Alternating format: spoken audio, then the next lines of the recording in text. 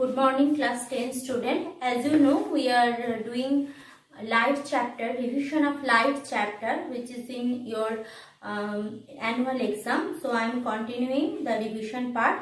1 and 2 already I had given to you. So this is the revision part 3 and 4. So let's start with the question answer session. An object is placed at a distance of 20 cm from convex mirror and the image formed by the mirror is 10 cm away from the mirror. State the magnification and position and characteristics of the image. So here question given regarding convex mirror. What is the good thing about convex mirror? Because in convex mirror, wherever you are placing the object, always the size of the image will be diminished and upright. So for that reason, that is the one answer to already we are getting. If it is a convex mirror, then always the size of the object will be diminished and upright. Now how much diminished? See here given u equal to 20 cm, means if it is your convex mirror, this is your convex mirror. So object placed, suppose here. So this is the object distance 20 cm. So since it is my negative axis, so it is minus 20 cm. Now image formed somewhere, that is 10 cm. Now it is a convex mirror, means always image will be a virtual one. So virtual mirror one means somewhere here. So diminished image, suppose this is 10 cm. Now this is the positive direction, means plus 10 cm. So magnification of the image will be m equal to minus v by u, that we know already. So minus v take common, minus 10 by minus 20. So minus minus cancel out, 0 0 cancel out, means whatever may be the object, image will be diminished by how much? Half of the object. Clear? So this thing done. Next question, state Snell's law of refraction. What are the constant in this law? Snell's law of refraction, as we know, what is Snell's law of refraction? Means if you are specifying or you are taking one specific color of light and two specific medium, and then there is a oblique incidence. So color is specific, medium is specific.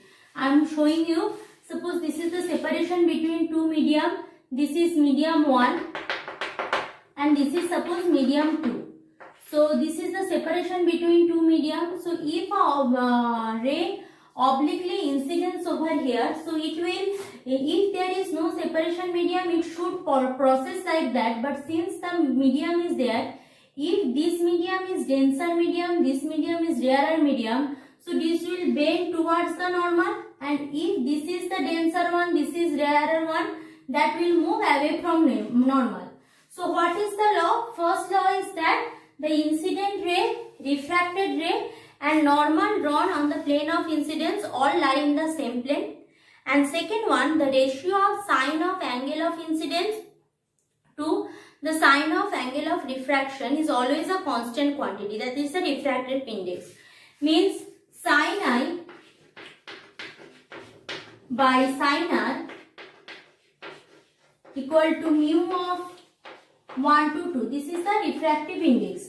Now another question with that is given is that is what is the constant? Constant are what? If I change the medium, the refractive index will be changed. So for Snell's law, medium should constant. Physical condition means outside physical condition should keep constant. Because if temperature change or other physical quantity has been changed, so the refractive index also will change. And color of light. If I am taking violet light, then refractive index of that two medium will be something. If I am having red light, then refractive index of that two medium will be something else. Why? Because depending on the color of light, the wavelength of the light will be different. Wavelength of the light different means speed of light will be different, and depending on the speed, the refractive index also will be different. Clear? So these are the constant in Snell's law. Now coming for the next question.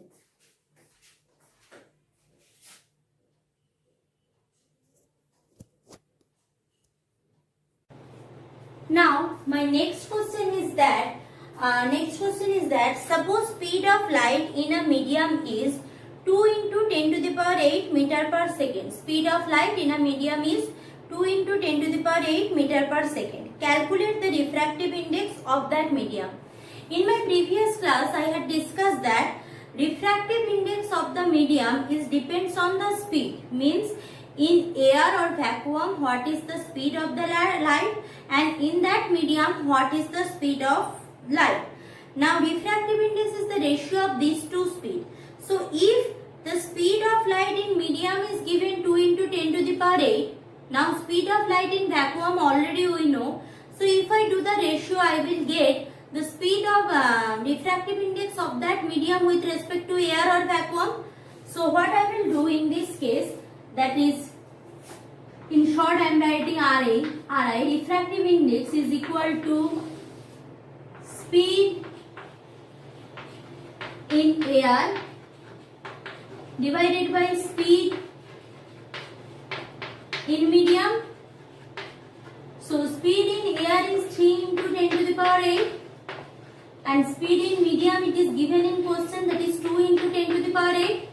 So 10 to the power 8, 10 to the power 8 will be cancelled out. So refractive index mu 1 to 2, that will be 3 by 2 or rather 1.5.